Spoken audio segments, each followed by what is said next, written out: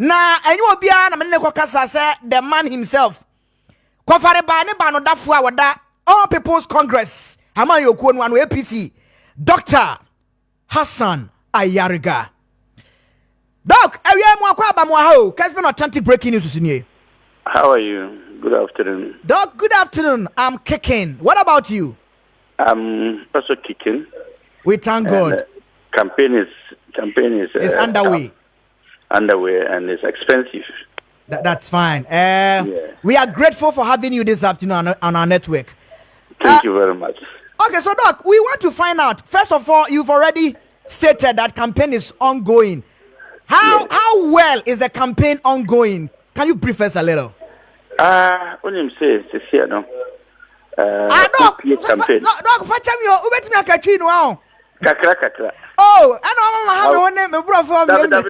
You keep asking the questions. I will be blending the interview. Very well. Because Doc, I'm not very good at tea, so I will just blend the interview for you to see. That's fine. But let when you say no, say all political parties are moved here no year campaign. But bibia obedua omiti youth na omiti Ghanaians. The first thing no bisa will say my sika na vote ma. Now omokasa sana na I feel so bad. I feel very bad that how did we get here?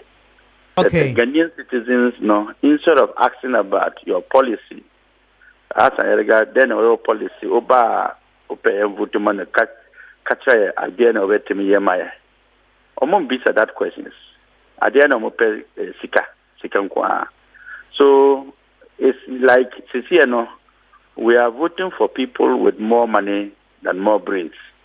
Very well. And yet to say you vote money pano or maybe buagana. So it's part of encouraging corruption in the electoral process. Wow. So instead of we trying to stop corruption and get leaders that can change our life, now we are looking for leaders that will give us money. So what it means is that we are selling our votes and we are selling the sovereignty of this country. No wonder NDC and NPP keep winning elections because they also get the money from wherever they are to be able to do what? To campaign and give it to the Ghanaian citizens no more demand. But that is at the end, that is what is disturbing my heart. Okay. Wow. Because who call villages and our community who say why not a year? Okay. Youth na omun ninjuma. Hospitals ni ho. Schools ni ho. Prices of goods and services in the market akoshu. Wow. Yeah. Your salary entitlement to at the amount. So who are all these things now? Why then will you be asking for people, politicians to give you 50 Ghana, 20 Ghana, 100 Ghana? I mean, that means we are not going anywhere. I see. Wow. We are not going anywhere. Okay. And with that attitude, yes, sir. I am in to change the narratives. And how are you going to do that?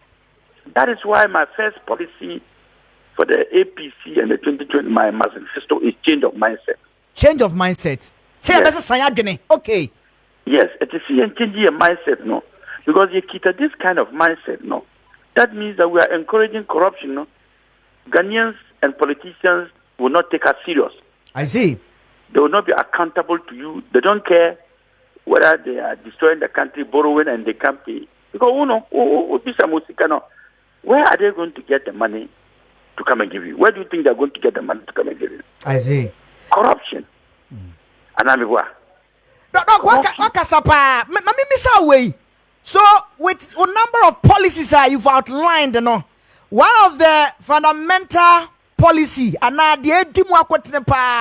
one of the instrumental ones you've outlined, to make or to bring a flat rate on the payment we do on our prepaid meter. Of course, prepaid meter now you use where you fee obia different prices near there, and It's a matter of concern. It's say also bar ubaya mampenia ubaya the flat rate. So we all have to pay equal charges on the use of our prepaid meters. Yeah. Have you made this proposal, and how are you going to implement it? Okay. What do you say? We are over 30 million Ghanaians in Ghana. And over the years, no, ECG, Omoye meters. Kessben. And these meters are not reading properly. You'll be paying more than you are consuming. Kessben. And then at the end of the day, no, ECG too is not getting the right collection of their monies. ECG, Omo proposes, say, at least every month, it is say, Omoye 100 million has revenue collection. Now, $100 million dollars, yes, it is almost $100 million has revenue collection. Currently, they are getting, let's say, $43 million as revenue collection. Now, with all these over 30 million homes, 20 million homes in Ghana now, I have pegged my catcher say, Meba, family house, compound house, 1-story building. Okay. 4-bedroom. All nyano. Almost flat rate 200 Ghana cedis a month. Yeah, 200 Ghana cedis a month. Wow. 200 Ghana cedis a month. Yekita over 20 million homes in Ghana. Give or take, put all of them together, including story buildings. What here? Including 2-story buildings, 1-story building, compound houses, 3-bedroom, 4-bedroom. You say, okay, all of them, one flat rate, 200 Ghana a month. Multiply 200 Ghana now by 20 million homes. And then, who says, divided by 15, which is the dollar, divided by 15 or 16, you will get $266 million in a month. Meanwhile, EC is struggling to get 100 million in a month, and they are getting 40 million. And that is a flat rate, no more meters, means man will meter that. Because I am bringing something called the National Data System. The National Data System, no, it will capture every information of every Ghanaian, from biometrics to your properties, to your bank accounts, to your family, to your cars, and to your homes. So every home registered in Ghana will have its property, its owner. And we are going to use that digital system to make sure that everybody who has a home in Ghana will not be paid through the digital system. I see. You can't escape it. You can't escape your home because your home will be captured. What here? Then we will now put in every community, no, an EC office that will do the collection. No more meters. Sit down, no, the number. I see. Every month. And that is only for compound houses. Okay. So now I was going to even ask you this. There are some houses, there are some homes that you see a number of people, about 10 people, 3 people. We call them compound houses. Yes. And each of them has his own meter. All the total house together, they are paying 200 Ghana. It doesn't matter how much. The number of people occupying the house, it doesn't matter. It doesn't matter. Just the whole house is paying 200 Ghana. Really? I am telling you. I have given you the statistics. ECG is killing Ghanaians. I see. I worked with ECG. We call them KVB in Germany. And I have done this system with them, and I know what it means to get this money without even burdening ever. You can use the light the way you want. You, end of the month, the whole house will pay 200 Ghana. And I've given you the account. Say, 200 Ghana cities, no, multiplied by 20 million homes. Wow. In dollars, $266 million every year. That is only homes. And ECG is looking for only 100 million on year. So already, ECG has a surplus of what? I see. 160 million. Okay. Now, young kiosks. Doc. Kiosks, containers, barbering shops, saloons. We have more than 10 million of them in Ghana. Okay. If you put them together, they are paying 50 Ghana every month.